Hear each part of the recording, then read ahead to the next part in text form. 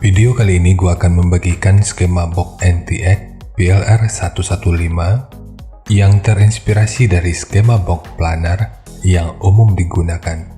Skema ini dikhususkan untuk transducer speaker ACR dengan tipe 15600 Black revisi keempat, produksi 14 November tahun 2013, dan revisi kelima, produksi 28 Januari tahun 2021.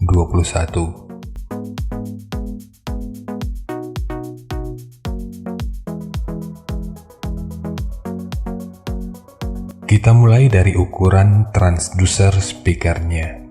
Karena ukuran fisiknya sama, maka gua gunain salah satunya aja.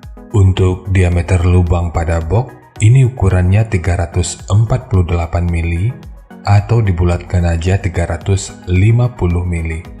Ukuran magnet 156 mili. Ukuran total dari magnet hingga gasket 146,5 mili.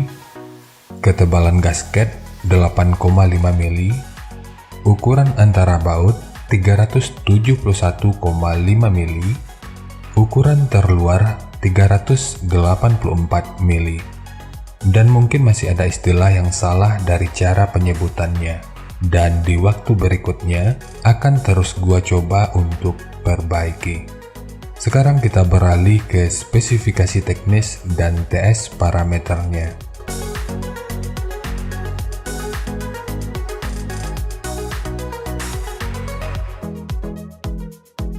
Kita mulai dari spesifikasi teknis. Jadi yang sebelah kiri layar ini merupakan revisi keempat, sementara yang sebelah kanan merupakan revisi kelima.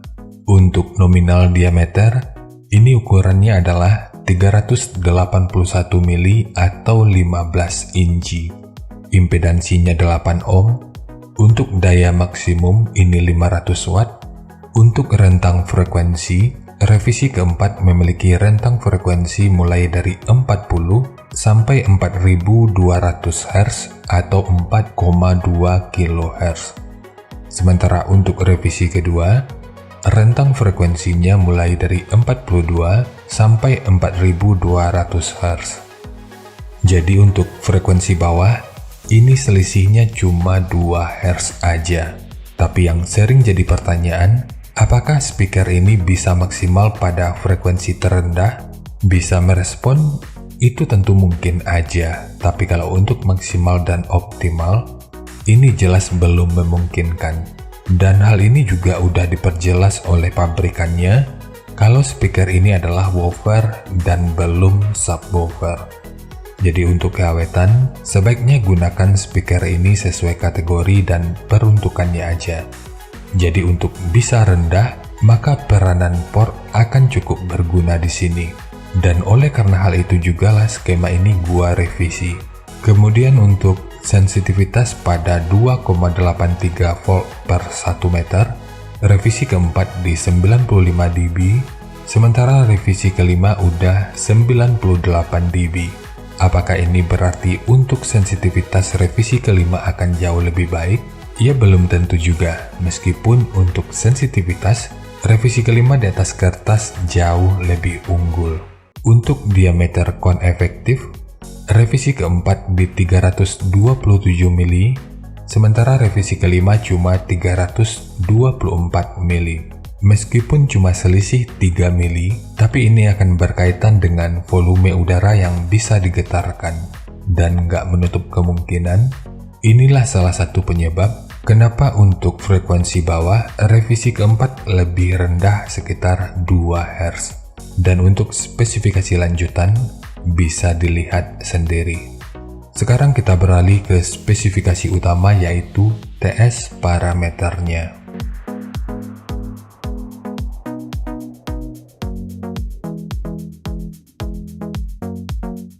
Untuk fs, revisi keempat ini di 40 Hz, sementara revisi kelima di 42 Hz. Untuk DCR-nya ini sama, yakni di 6,8 ohm. Untuk KTS, revisi keempat ini 0,54 dan revisi kelima 0,58. Untuk cache, revisi keempat ini 0,57, sementara revisi kelima 0,61.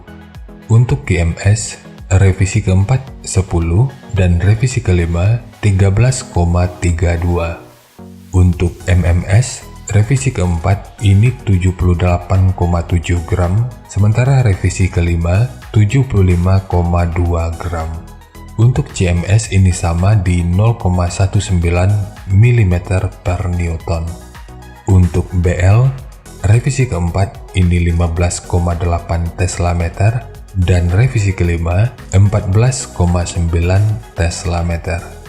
Untuk fast, revisi keempat ini 183,1 liter dan revisi kelima 181,1 liter. Untuk efisiensi, revisi keempat ini 2,16% dan revisi kelima 2,14%. Untuk SD, revisi keempat ini 820 cm persegi, sementara revisi kelima 824,5 cm persegi. Terakhir untuk XMAX ini sama yakni di 5,5 mm. Dengan membaca parameter ini, untuk rendah, revisi keempat mungkin sedikit lebih rendah meskipun cuma tipis. Sementara dari parameter key, bisa disimpulkan kalau revisi kelima ini jauh lebih baik, sehingga outputnya mungkin terdengar lebih open, meskipun nggak akan serendah revisi keempat. Jadi tujuan revisi kelima di sini sepertinya lebih ditujukan untuk mengoptimalkan speaker pada frekuensi woofer. Dan dari semua parameter ini, kesimpulan di awal yang bisa kita gunakan, speaker ini bisa digunakan pada box dengan dan tanpa lubang angin. Karena dari ABP-nya, untuk revisi keempat ini mendapatkan hasil sekitar 70,2, sementara revisi kelima mendapatkan nilai ABP sekitar 68,9. Cara mengetahui ABP ini juga udah pernah dibahas pada video yang akan gue selipin pada pojok kanan atas video ini, atau nanti bisa juga dicek pada kolom deskripsi. Dan bicara kompatibilitas respon untuk speaker 2-way maupun 3-way, revisi kelima tentu akan jauh lebih baik. Meskipun mungkin revisi keempat nggak diproduksi dan ditemukan lagi, namun sepertinya pabrikan udah menggantinya dengan ACR 15600 plus black. Ini mungkin ya, dan ini cuma sebatas prediksi gua aja. Karena sejatinya ACR 15600 plus black ini memang lebih memungkinkan untuk bisa merespon lebih rendah daripada ACR 15600 black biasa. Tapi untuk bahasannya tentu akan gua pisah karena tipenya ini udah berbeda. Dan untuk box, nanti gua gunain satu mode yang bisa digunakan oleh kedua speaker yang dibahas saat ini. Tapi tentu aja akan tetap berbeda pada output suaranya. Untuk lebih jelasnya, nanti akan kita bahas pada segmen referensi skema box speakernya. Sekarang kita masuk aja ke rincian semuanya.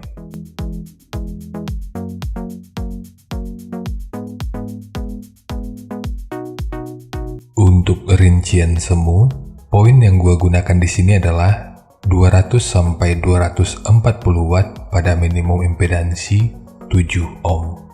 Minimum impedansi ini berlaku seenggaknya sampai pada frekuensi sekitar 325 Hz. Di atas itu, untuk respon frekuensi yang lebih maksimal, minimum impedansi yang direkomendasikan itu adalah 6 ohm.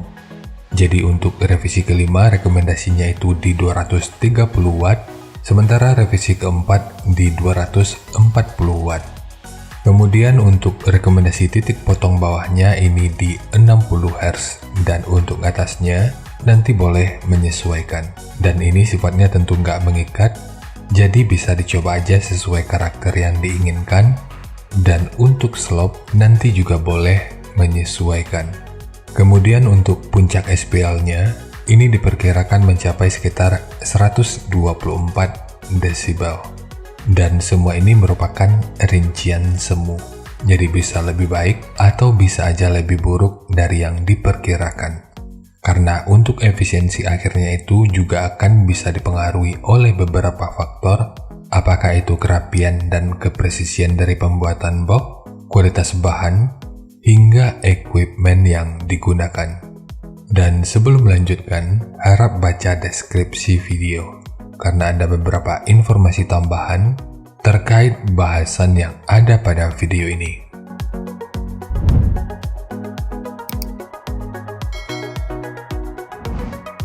Dan berikut referensi yang gua gunakan dalam mendesain skema box speakernya.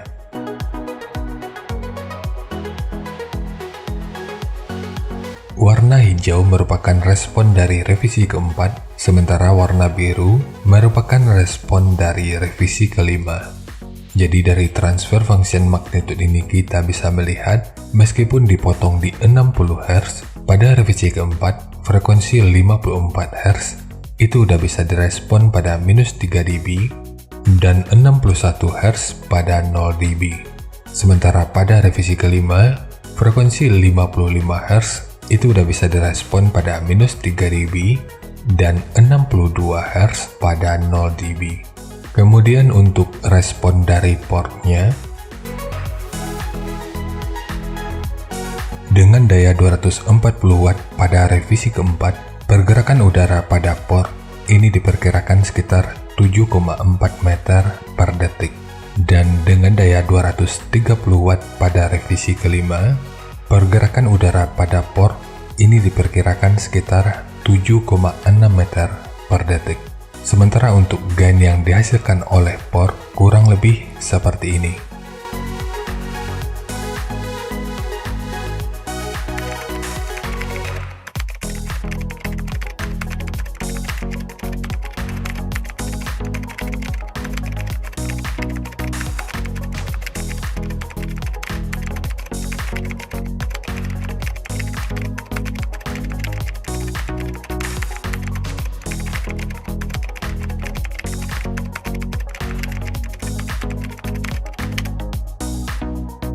Sekarang langsung kita bahas aja skemanya.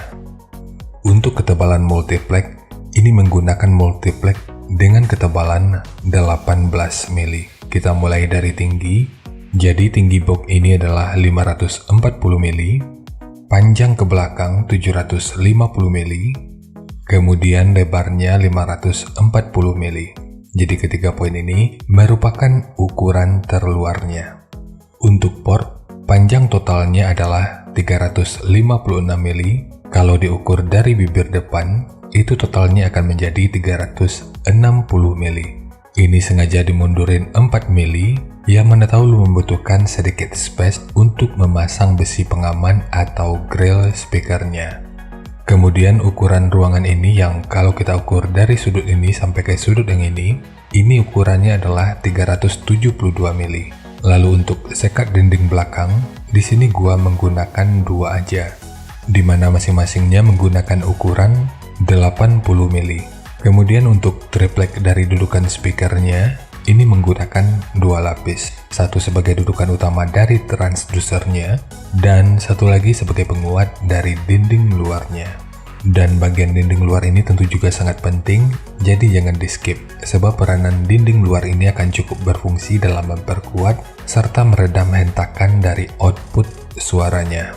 Sekarang kita fokus ke ukuran internal dari portnya. Ukuran internal kalau kita ukur dari sudut ini sampai ke sudut yang ini ukurannya adalah 72 mili. Begitu juga dengan ukuran dari sudut ini sampai ke sudut ini. Jadi ini juga 72 mili. Sementara tekukan ini ukurannya adalah 61 mili. Sementara untuk handle, ini hanya untuk estetika dari penyajian videonya aja. Namun jika lo ingin menggunakan handle triplek seperti ini, akan lebih baik jika sudut luar dan dalamnya dibentuk seperti ini. Ini bertujuan, selain untuk menjaga aerodinamika, secara tampilan, ini tentu juga akan lebih menarik. Jadi nanti tinggal lo custom aja sesuai kebutuhannya. Sementara untuk pemasangan speaker yang paling sering ditanyakan, apakah dipasang normal atau magnetnya di luar? Semua ini tentu tergantung selera dan kebutuhan, jadi boleh dicoba aja. Meskipun gua sendiri lebih merekomendasikan magnet di luar hanya untuk speaker dengan ABP di atas 100 aja. Dan jika lo ingin bikin mode double, lebarnya akan menjadi 1062 mili. Sementara ukuran lainnya ini tetap sama. Jadi meskipun double, ruang resonansi utamanya ini tetap dipisah. Jadi segitu aja untuk skema dari box NTX PLR115 khususnya untuk transducer speaker ACR dengan tipe 15600 Black. Jika nanti lu punya link review dan video cek soundnya, silahkan bagikan aja pada kolom komentar agar bisa dijadikan referensi juga buat teman-teman yang lainnya.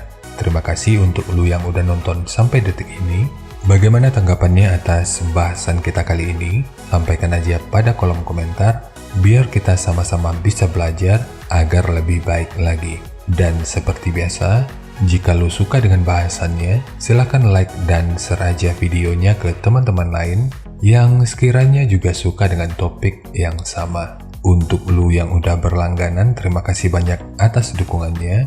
Dan untuk lu yang belum berlangganan, jika berkenan, bantu subscribe-nya. Dan jangan lupa untuk baca kolom deskripsi dan kunjungi juga tab komunitas untuk mendapatkan informasi dan update terbaru.